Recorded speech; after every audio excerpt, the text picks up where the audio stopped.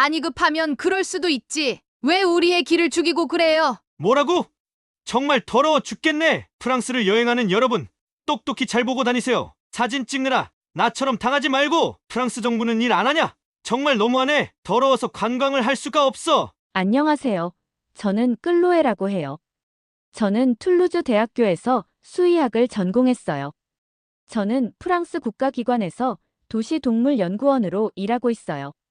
그동안 동물 건강과 공공보건 분야에서 많은 경험을 쌓았고 유럽의 방법과 시스템이 최고라고 항상 믿었어요. 저희의 전통적이고 꼼꼼한 방식에 큰 자부심을 느꼈었어요. 그래서 솔직히 말하면 프랑스가 아닌 다른 나라에 대한 편견이 있었어요. 어느 날 저의 상사인 가브리엘 팀장님께서 저에게 사무실로 오라고 하셨어요. 팀장님께서는 진지한 표정으로 우리 도시에서 점점 커져가는 문제에 대해 말씀해 주셨어요. 프랑스에서는 많은 반려견 주인들이 자신의 반려견을 아주 사랑하지만 배설물을 치우지 않아서 길거리가 더러워지고 모두의 건강에 위험이 될 수 있다고 하셨죠. 이를 해결하기 위해 정부에서 특별한 프로젝트를 준비 중이라고 하셨어요. 바로 반려견 DNA 카드 등록 시스템이었어요. 이 시스템은 길거리에서 반려견의 배설물이 발견되면 그 샘플을 모아 DNA 분석을 통해 누가 책임자인지 찾아내는 거였어요. 만약 반려견 주인이 배설물을 치우지 않으면 237유로, 한국 돈으로 대략 35만 원 정도의 과태료가 부과된다고 하셨어요. 등록은 무료이지만 DNA 카드가 없는 경우에는 35유로, 한국 돈으로 약 5만 원의 벌금이 부과될 수 있다고 하셨어요. 처음에 저는 프랑스는 이미 강력하고 입증된 시스템을 시작하려고 하는데 왜 바꿔야 할까? 라고 생각했어요. 저는 우리 방식에 대해 확신을 가지고 있었어요. 그런데 팀장님께서는 끌로에 한국은 이런 시스템이 없이도 반려견에 대한 문제가 없다고 해. 우리는 여기에 세금을 많이 써야 하고 점점 그 금액이 늘어나 사회적인 부담이 될 거야. 한국도 반려견을 많이 키우는 것으로 알려져 있는데 어떻게 문제가 없는지 한국에 가서 직접 경험해 보고 우리 시스템에 반영할 혁신적인 아이디어를 찾아봐라고 말씀하셨어요. 그 말씀을 듣고 저는 놀라움과 동시에 조금은 머뭇거렸어요. 저는 오랫동안 제 편견 때문에 유럽이 아닌 나라들은 낮게 평가해 왔었거든요. 그날 밤 저는 팀장님의 말씀을 곱씹으며 잠을 설치기도 했어요. 한국이 정말 새로운 아이디어와 유용한 방법을 제공할 수 있을까 궁금했어요. 의심이 들었지만 어쩔 수 없이 갈 수밖에는 없었죠. 비행기를 타고 창밖을 바라보면서 저는 한국의 모습에 대해 상상했어요. 도시에 반려동물들의 문제가 없다니 말도 안 돼. 분명 집에서만 키울 수 있고 밖에는 나오지 못하는 거겠지. 밖에 나오면 벌금을 내는 게 틀림없어. 한국이라니 미식의 천국 프랑스 출신인 내가 거기 가서 식사는 어떻게 할지 정말 걱정이다. 라고 탄식하면서요. 비행 시간은 정말 길었고 저는 대부분의 시간을 창밖을 바라보며 보냈어요. 구름이 천천히 흘러가는 모습을 보며 한국은 어떤 모습일지 상상했어요. 아, 벌써 집에 가고 싶어지네. 라는 생각을 하면서요. 사실 비행기에서 처음 기내식을 주문할 때 저는 별로 먹고 싶지 않았어요. 출장을 많이 다녀서 기내식은 너무 뻔하고 질렸거든요. 그런데 옆자리에 앉아 계시던 이탈리아인 승객께서 한식을 주문하시는 모습을 보고 어쩌면 한식이 괜찮을지도 모르겠다는 생각이 들었어요. 왜냐면 그분은 이렇게 말했기 때문이에요. 대한항공은 기내식이 제일 맛있기로 유명해요. 이 갈비찜이 그중 1위랍니다. 저는 한국에 올 때 꼭 먹어요.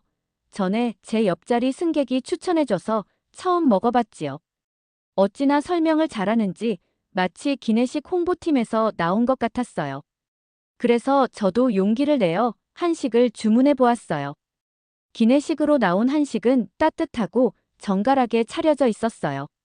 첫 숟가락을 먹었을 때 그 맛이 진하고 깊은 맛이어서 놀랐어요. 이렇게 맛있는 음식이 기내식으로 나올 줄은 몰랐어라고 속으로 생각하며 저는 점점 더 한식의 맛에 빠져들었어요. 옆 승객이 엄지손가락을 척 내밀며 어때요? 맛있지요? 저는 한국 기내식이 참 마음에 들어요. 라고 말했습니다. 저는 양념이 듬뿍 묻은 갈비를 열심히 뜯어먹다가 뭐 아주 나쁘지는 않네요. 라고 대답했습니다. 마침내 인천국제공항에 도착했을 때 저는 프랑스와는 전혀 다른 모습을 보게 되었어요. 공항은 현대적이고 밝았으며 한글과 영어가 함께 쓰인 안내판들이 있었어요. 직원분들께서 따뜻하게 인사를 해주셔서 정말 반갑고 기분 좋았어요. 차가운 한국의 신선한 공기를 마시며 밖으로 나오자 거리도 잘 관리되어 있었고 전통적인 건물과 현대적인 건물이 어우러져 아름답고 매력적으로 보였어요. 공항 내부를 걸으면서 저는 깨끗한 바닥과 차분한 분위기를 느꼈어요. 큰 유리창과 세련된 디자인의 건물은 모든 것이 질서정연하고 평화롭게 보이게 했어요. 저는 공항 밖에 기다리고 있던 택시에 탔어요. 택시 운전사께서 영어와 한국어로 따뜻하게 인사를 해주셨어요. 에휴, 프랑스어를 전혀 모르시는구나. 저는 한숨이 나왔지만 그분의 밝은 미소에 저도 모르게 같이 미소 지었습니다. 택시가 도시를 가로지르며 달릴 때 저는 창밖 풍경을 주의 깊게 관찰했어요. 넓고 깨끗한 도로, 아름다운 나무들이 늘어선 길, 그리고 현대적인 건물들이 어우러진 모습을 보았어요. 디지털 광고판에서는 선명한 색감과 메시지들이 번쩍였고 심지어 가로등도 똑똑하게 관리되는 모습이 인상적이었어요. 매번 길을 돌 때마다 새로운 세상이 펼쳐지는 느낌이 들었어요. 도시는 생동감 넘치게 움직였어요. 마침내 택시가 제 호텔 앞에 멈췄을 때 저는 피곤함과 동시에 큰 기쁨을 느꼈어요. 저는 호텔에 들어가면서 열심히 바닥을 보며 걸었어요. 거기에 대한 좀 창피한 이유가 있습니다. 프랑스는 관광객 수 1위의 나라답게 전체적으로 참 예쁘고 귀여운 매력을 자랑하지요. 특히 오래된 옛 건물들이 보존되어 있어서 마치 옛날 영화 속 배경처럼 고풍스럽고 멋진 풍경을 볼 수 있어요. 지금도 프랑스의 도시 곳곳에는 시간이 멈춘 듯한 아름다움이 있어요. 하지만 프랑스에는 에펠탑만큼이나 유명한 것이 있어요. 관광지를 벗어나면 지뢰처럼 조심해야 할 바로 개똥입니다. 프랑스의 멋진 풍경에 정신이 팔렸다가는 바닥에 있는 개똥을 피하지 못한답니다. 프랑스인인 저도 길을 걷다가 실수로 밟는 경우가 종종 있으니까요. 그때 저는 정말 큰 망신을 당한 기분이었어요. 동료들이 그 모습을 보고 웃기도 했고 그 일은 저에게 잊지 못할 경험으로 남았어요. 사실 프랑스를 여행하는 사람들의 3분의 1 정도는 길을 걷다가 개똥을 밟아본 경험이 있을 정도로 관광지 외곽에서는 개똥 조심을 해야 하는 상황이 종종 있었어요. 프랑스 사람들은 개똥에 관해서는 신경을 쓰지 않는 편이라서요. 사실 미국 드라마에서 프랑스에 여행 온 미국인이 길에서 개똥을 밟아 난리를 치는 에피소드가 있었어요. 그 장면이 너무 웃기면서도 한편으로는 부끄러웠던 기억이 있었어요. 국제적으로 망신을 당한 이후로 프랑스에서는 반려견에 대한 대책에 신경을 쓰기 시작했죠.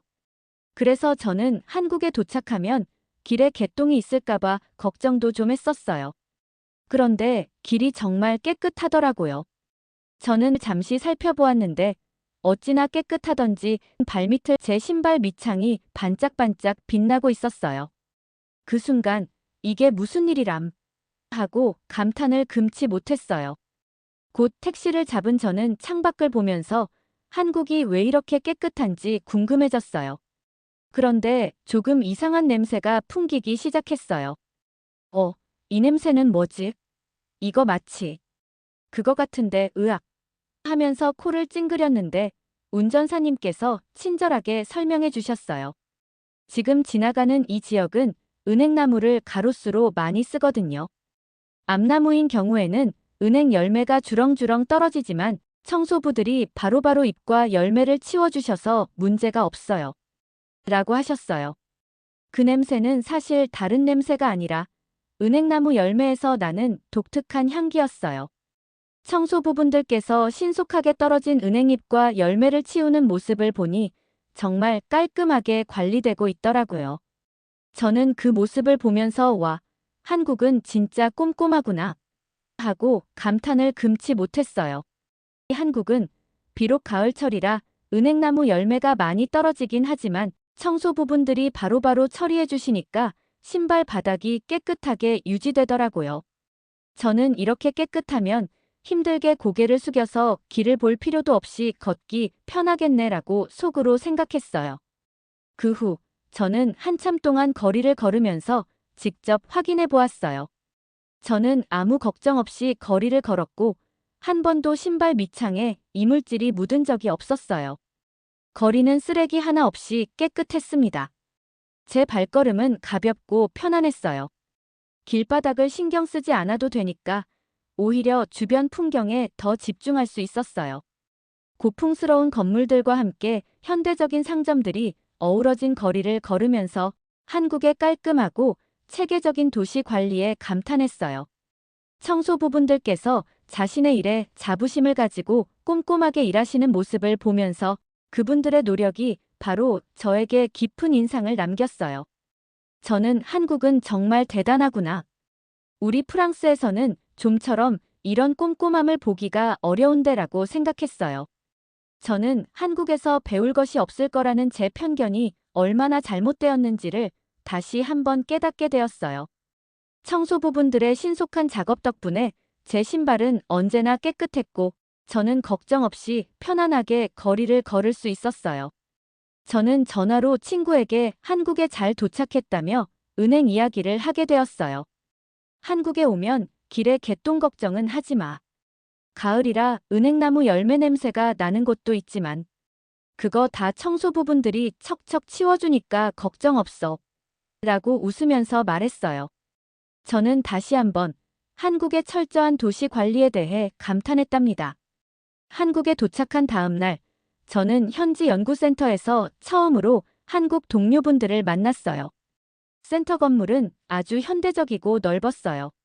저는 긴장되면서도 기대를 품고 회의실로 들어갔어요.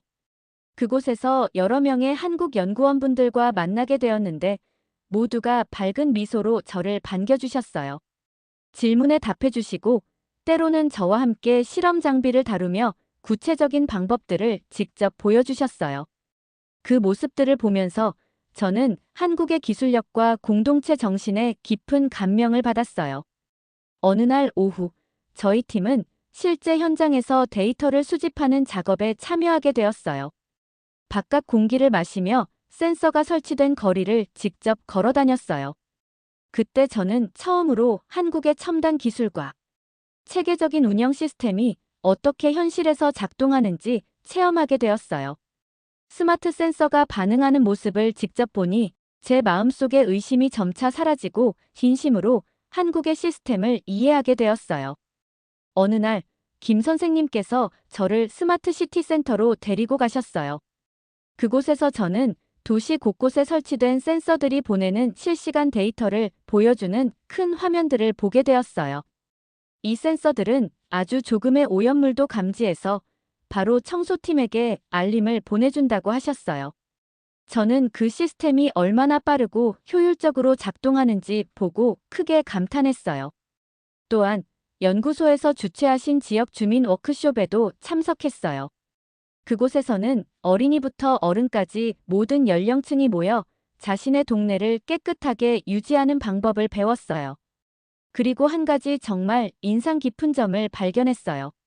한국 사람들은 반려견의 배설물을 치우지 않으면 부끄럽게 생각하고 꼭 본인이 처리해야 한다고 믿었어요. 마치 아기 기저귀를 아무데나 버리지 않는 것처럼 말이에요. 어느 날 저는 공원을 산책하면서 이런 모습을 직접 목격했어요. 공원 벤치 주변에는 항상 깨끗하게 관리된 잔디가 있었고 길은 정말 깨끗했어요. 산책 도중에 한 여성분이 반려견과 함께 걷고 계셨는데 반려견이 배설물을 남기자마자 주저없이 작은 봉투와 장갑을 꺼내어 바로 처리하시는 모습을 봤어요. 그 모습을 본 저는 와, 이분은 정말 책임감이 대단하시다 라고 감탄했어요. 그분은 아기 기저귀는 아무데나 버리지 않잖아요.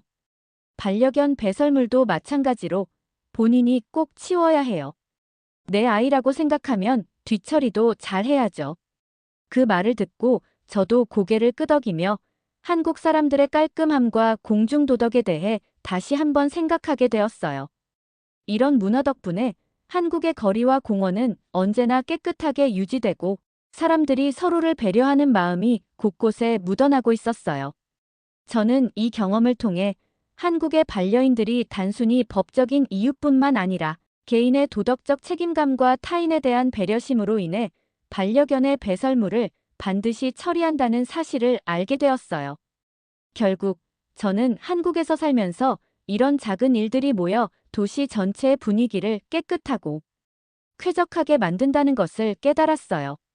제 발밑이 항상 깨끗하게 유지되는 것을 보면서 저도 모르게 감사한 마음이 들었고 이러한 생활 방식이 얼마나 멋진지 다시 한번 느낄 수 있었어요. 어느 오후 한 지역 연구원분과 함께 차를 마시며 이야기를 나누었어요.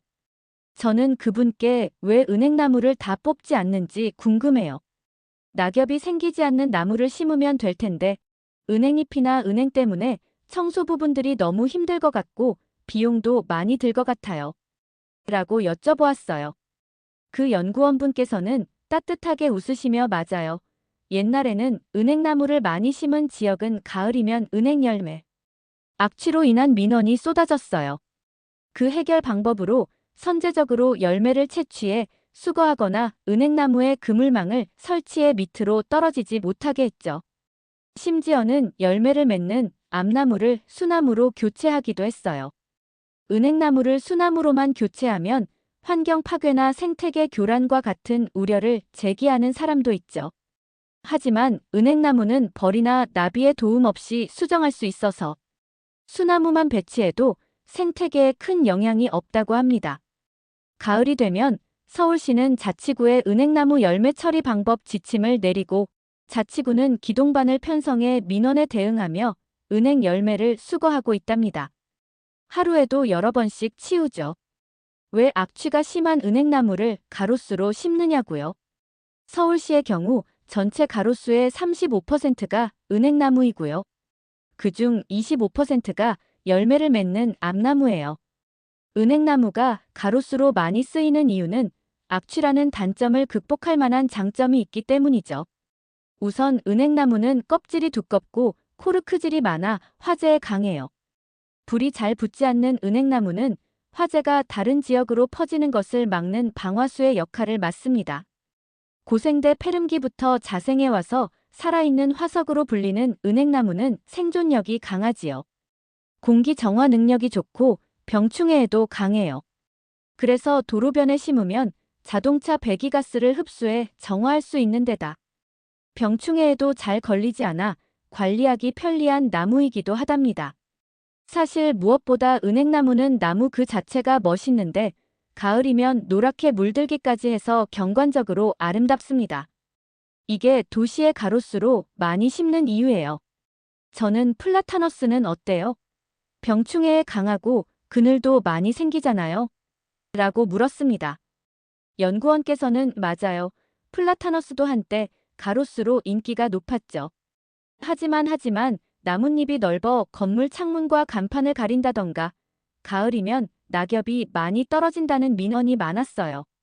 그러다 가로수의 미관을 중시하는 경향에 따라 2000년대 들어 은행나무에 1위 자리를 넘겨줬답니다. 우리 역사는 우리에게 존경심을 가르쳐주고 미래는 첨단 기술로 우리를 앞으로 나아가게 해요. 그래서 저희는 오래된 것과 새로운 것을 균형 있게 발전시키는 능력을 자랑스럽게 생각한답니다. 라고 대답해 주셨어요. 연구원님의 설명을 들으면서 제 마음이 크게 움직였어요. 프랑스였으면 당장 베어버렸을 텐데 한국은 전통과 현대를 균형 있게 발전시키고 있었어요. 매일매일 저는 한국에 대해 새로운 것을 배우게 되었어요. 박물관, 역사유적지, 그리고 현대기술센터를 방문하면서 제 기존 의심이 잘못된 생각임을 알게 되었어요. 한국 사람들이 사회를 더 나은 곳으로 만들기 위해 얼마나 많은 노력과 열정을 쏟고 있는지를 직접 보면서 제 생각도 점점 성장하고 변화하는 것을 느꼈어요. 저는 여기에서 기술, 전통, 그리고 공동체 정신이 어우러진 모습을 보며 깊은 감탄을 금치 못했어요. 편견은 서서히 사라지고 대신 한국 사람들과 그들의 방식에 대한 존경과 감탄이 자라기 시작했어요. 저는 이곳에서의 여정이 제 일뿐만 아니라 제 자신을 바꾸고 있다는 것을 확실히 느꼈어요. 이처럼 한국에서 보낸 시간들은 저에게 단순한 기술 체험을 넘어 서로 다른 문화와 마음을 이해하는 귀중한 기회가 되었어요. 저는 이제 과거의 고정관념을 내려놓고 한국 사람들의 따뜻함과 혁신적인 생각을 진심으로 받아들이게 되었어요. 저는 한국에서의 그 모든 경험들을 노트에 꼼꼼히 기록했어요. 스마트 센서의 작동 원리, 실시간 데이터의 변화, 그리고 청소팀의 빠른 대응까지 모든 것이 제게 큰 배움이 되었어요. 게다가 시민들의 반려견에 대한 책임 의식 등 이 기록들은 제가 앞으로 진행할 연구와 프로젝트에 큰 도움이 될 거라고 생각해요. 또한 이 경험을 통해 저는 단순히 기술적인 문제를 해결하는 것뿐만 아니라 사람들과 함께 협력하며 서로의 생각을 나누는 것이 얼마나 중요한지도 깨달았어요. 이제 저는 프랑스로 돌아갈 준비를 하면서 마음속에 감사와 희망을 가득 담았어요. 저희가 개선한 시스템이 프랑스와 스페인에서도 도시를 더욱 깨끗하게 만드는 데 기여할 모습을 기대하며 설레는 마음을 감출 수 없어요. 한국에서 배울 점이 많다는 걸 깨달았어요. 특히 한국 사람들이 얼마나 도덕적 책임감을 가지고 사회를 더욱 발전시키려 노력하는지에 대해서 큰 감동을 받았어요. 앞으로도 이 기억을 간직하며 세계를 더 넓은 시각으로 바라보고 싶어요. 한국의 깔끔한 거리와 세심한 청소 문화는 제게 큰 감동을 주었어요. 앞으로도 한국의 뛰어난 기술력과 놀라운 시민정신으로 더 나은 미래를 만들어가길 간절히 기도합니다. 오늘의 이야기는 여기까지입니다. 저의 이야기를 들어주셔서 감사합니다. 오늘 사연이 마음에 드셨다면 구독과 좋아요 부탁드려요. 오늘도 행복하시고 감동 가득한 하루 되세요.